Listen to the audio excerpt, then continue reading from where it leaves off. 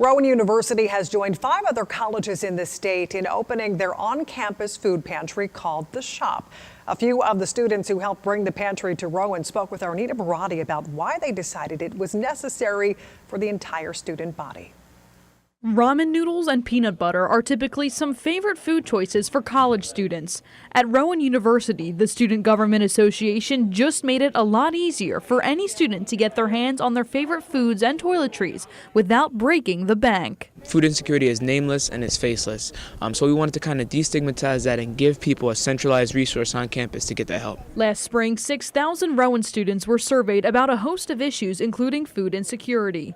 When the results came in, student leaders were shocked. We realized that 50% of our students dealt with some sort of food insecurity, and that constituted as skipping a meal because they didn't have enough funds or cutting back on a meal because they didn't have enough funds. The idea for an on-campus food pantry came up, which turned into a campus resource center.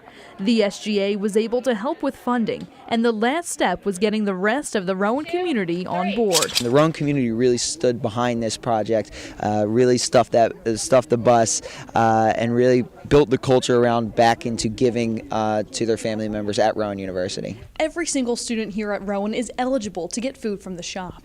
All they have to do is grab a basket, grab a list, and start shopping.